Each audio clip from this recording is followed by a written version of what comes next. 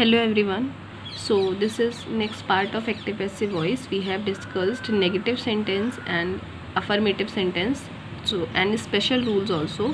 So in this part we are going to start interrogative sentence. So as you know, there are two ways to ask a question. That means there are two types of interrogative sentence. मतलब हम दो तरीके से प्रश्न पूछते हैं. इसका ये मतलब है कि हम दो तरह के इंट्रोगेटिव सेंटेंस को देखते हैं. हमें दो तरह से इंट्रोगेटिव सेंटेंस को पढ़ना है. तो पहले हम उसका एक्टिव वॉइस का स्ट्रक्चर देखेंगे, उसके बाद हम पैसिव वॉइस का. तो इंट्रोगेटिव सेंटेंस में जो first type of interrogative sentence आता है वो कौन से होते हैं सेंटेंसेस जिसका आंसर हम सिर्फ हाँ या ना में देते हैं, येस और नो में. ठीक है, जैसे do you like cricket. If you like you will say yes, if you don't then you will say no. इसका आंसर हम और किसी तरीके से दे नहीं सकते हैं. अब ऐसे सेंटेंसेस जिनका आंसर हम येस और नो में देते हैं वो कैसे स्टार्ट होते हैं, उनका स्ट्रक्चर क्या होता है. तो वो हमेशा हेल्पिंग वर्ब से स्टार्ट होता है, फिर सब्जेक्ट आता है, फिर वर्ब और ऑब्जेक्ट और क्वेश्चन मार्क. बेसिक स्ट्रक्चर है. हम क्या रिप्लेस कर देते हैं, बस सब्जेक्ट और हेल्पिंग वर्ब की पोजीशन को रिप्लेस कर देते हैं. अब पैसिव वॉइस के केस में क्या होता है कि जब सेंटेंस का जो स्ट्रक्चर होता है हम उसको चेंज नहीं करते हैं. मतलब अगर सेंटेंस पैसिव वॉइस अगर सेंटेंस इंट्रोगेटिव सेंटेंस में है तो वो वैसे ही रहेगा.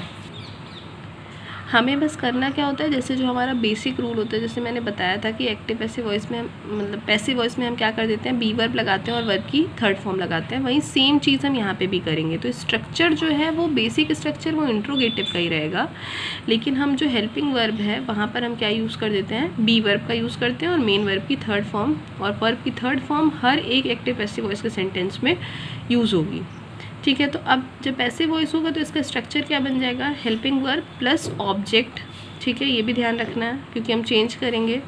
Helping verb plus object plus verb की थर्ड फॉर्म प्लस बाय, फिर उसके बाद ऑब्जेक्टिव केस ऑफ प्रोनाउन या फिर नाउन, उसके बाद क्वेश्चन मार्क.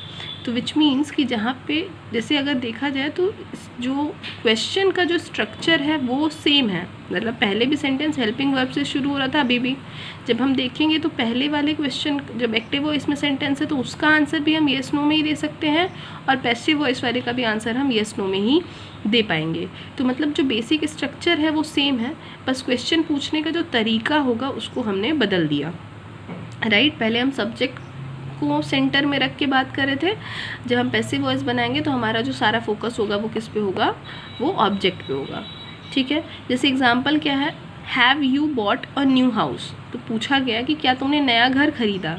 अब अगर ख़रीदा है तो इसका आंसर हाँ होगा, नहीं ख़रीदा है तो ना. इसके अलावा आप कोई आंसर नहीं दे सकते हो. ठीक है, तो हमारा फर्स्ट जो एक्टिव वॉइस का स्ट्रक्चर है वो तो मैच कर रहा है. ठीक है, हेल्पिंग वर्ब है, फिर सब्जेक्ट है, फिर वर्ब है, फिर ऑब्जेक्ट है.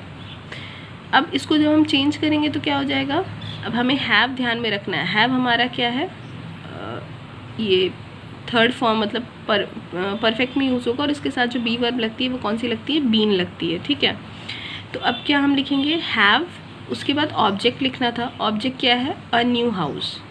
अब हमें क्या लगानी थी, अपनी बी वर्ब लगानी पड़ेगी. ठीक है, कुछ ऐसी कंडीशन होती है जहाँ हेल्पिंग वर्ब को ही चेंज कर देते हैं, कुछ ऐसी होती है जहाँ पर हमें ऐड करना पड़ता है. जैसे हैव के साथ हम बीन को ऐड करते हैं. ठीक, तो यहाँ पे जब ऐड करना होगा तो ऑब्जेक्ट के बाद बीन को लिख दिया जाएगा. Have a new house been bought by you. Bought को चेंज नहीं करेंगे क्योंकि वो ऑलरेडी थर्ड फॉर्म में ही है. ठीक है, अब जैसे यहाँ पे है डिड शी इंट्रोड्यूस यू. क्या उसने तुम्हें इंट्रोड्यूस किया. अगर किया तो हाँ, नहीं किया तो ना. यस नो में ही क्वेश्चन होगा. अब यहाँ पे हम डिड को ही चेंज कर देंगे क्योंकि हमें जैसे बी वर्ब जो है इसमें डिड को हम जब चेंज करते हैं तो हमारी बी वर्ब क्या हो जाती है, वॉज या वर. और हम यहाँ पे कुछ ऐड नहीं करते हैं बल्कि उसको रिप्लेस कर देते हैं. राइट, तो हम यहाँ पे डिड के प्लेस पे क्या लिख देंगे, वर लिख देंगे. फिर उसके बाद हमें ऑब्जेक्ट लिखना है, तो ऑब्जेक्ट हमारा क्या है, यू है. तो were you introduced by her, objective case लिख दिया हमने प्रोनाउन का. तो बाकी सारी चीज़ें बेसिक स्ट्रक्चर ही हैं, बस हमें जो हमारा सेंटेंस है उसके स्ट्रक्चर को फॉलो करना है. बाकी जैसे हैव के साथ पहले भी बीन को ही ऐड करते थे, अभी भी वही कर रहे हैं.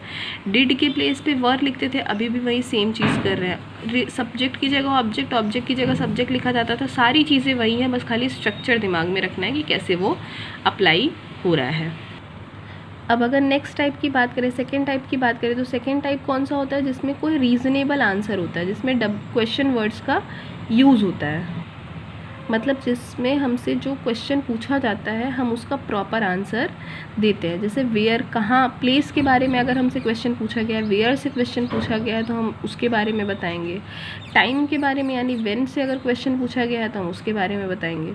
ठीक है, इसका कोई फिक्स्ड आंसर नहीं होता है, जो क्वेश्चन होता है उसके अकॉर्डिंग हम आंसर देते हैं। अब इसके स्ट्रक्चर में बस थोड़ा सा चेंज होता है पहले वाले स्ट्रक्चर से। इसमें हम हेल्पिंग वर्ब के पहले क्वेश्चन वर्ड्स ऐड कर देते हैं, बाकी सब कुछ सेम होता है।